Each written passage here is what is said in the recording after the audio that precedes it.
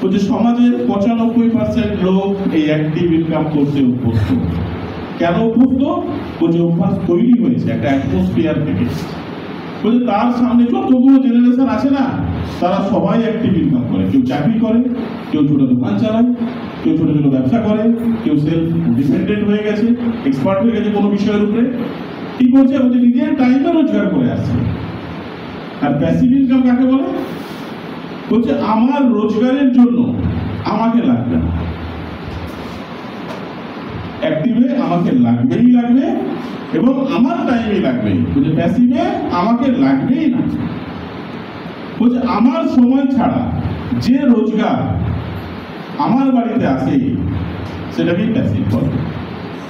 আর multi level থেকে কেন passive পাবো?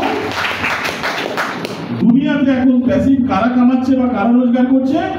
বলছে এইদিকে দেখুন একটা ছোট্ট একটা ঘর এঁকেছিলাম, এইদিকে ছিল এমপ্লয়ি, এইদিকে ছিল সেলফ এমপ্লয়ি, দুটো ভাগ করেছিলাম। যারা চাকরি করে কেউ, আবার কেউ দোকান চালায়, কেউ এক্সপার্ট হয়ে গেছে বিভিন্ন কাজের উপরে। সেই সমস্ত দলের লোক কোন দিকে আছে? এইদিকে। আর এইদিকে কারা আছে? Businessman and investor. বলছে সমাজের দুটো ভাগ হয়ে গেছে। এই দিকের লোকগুলো জানে কিভাবে কাজ করতে হয়,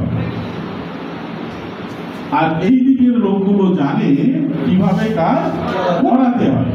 আচ্ছা পয়সা কাজের কাছে বেশি থাকে এই দিকের লোকের কাছে না এদের কাছে? বলছে এই লোকগুলো অ্যাক্টিভ ইনকাম করছে, বলছে এদেরকে যেতে যাবে চাকরিতে, যত দামি চাকরি হোক। বলছে চাকরি পেলে পয়সা পাওয়া যায় না, চাকরি করতে হয়। আপনি যদি আইএস অফিসার হয়ে যান না, মাসের পর মাস ডিউটি দেন না, 1 টাকা বেতন দেবেন সরকার। বলছে আপনি যদি কোটি কোটি টাকা ইনভেস্ট করে একটা দোকান খুলে বসেন না, বলছে ব্যবসা করলে পয়সা হয় না, ব্যবসা চালাতে হবে আপনাকে দিয়ে, তাহলেই পয়সা আসবে। তাই বলছে এরা নিজের সময় দিয়ে রোজগার করছে, এদের কাছে চলে আসে এরা কাজ করতে। আর এদের ভয়ে কারা কাজ করছে? বলছে এরা। বলছে এরা যদি কর্মক্ষেত্রে নাও যায় না, বছরের পর বছর পয়সা আসবে। কেন? বলছে ওদের হয়ে কাজ করার জন্য এরা রেডি হয়ে গেছে। বলছে এরা সারা জীবন বসে বসে পয়সা পাবে।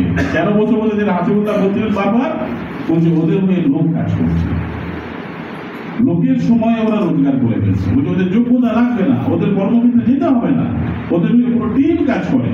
বলছে তাই এদের হয়ে যখন এরা টিম হিসাবে যে কাজ করছে, এদের কাছে পয়সা আসছে, বলছে তাহলে আমাদের কাছে কি সুযোগ আছে? এই ইনভাইটোরিয়াম নামক প্ল্যাটফর্ম আমাকে কি সুযোগ করে দিয়েছে? বলছে এখানেও আমরা টিম তৈরি করতে পারি। এখানে দীপঙ্করদা বসে আছেন, আমরা সবাই দীপঙ্করদার টিমে না?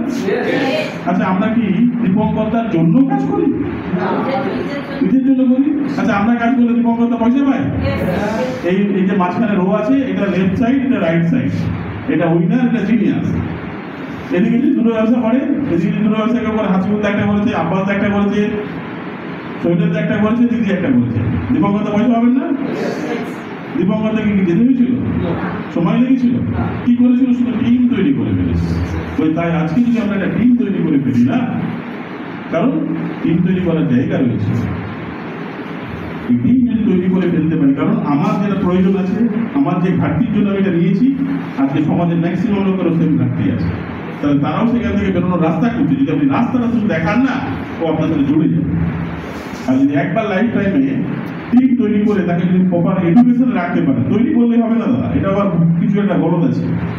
একবার করে ফেললে আমরা বাবু হয়ে গেছি না, দুনিয়াতে যখন লাখো লাখো এক্সাম্পল আছে, টিম তৈরি হয়ে গেছিল, আবার ভেঙে যেতে 1 সেকেন্ড সময় লাগে। তাই টিমের সাথে ওই প্রথম বললে আমরা ভালোবাসা রাখবে, টিমকে ভালোবাসা শুধু রাখবে তাই নয়, বলছে টিমকে প্রপার গাইডেন্স লাগবে, টিমকে প্রপার এডুকেশনে রাখতে হবে, প্রপার সিস্টেমে রাখতে হবে। যদি রাখতে পারি তাহলেও কিন্তু আমরা এই দিকের লোকের মতো সারা জীবন প্যাসিভ ইনকাম পেতে পারি না। কেন করবো ইনভাইটোরিয়াম?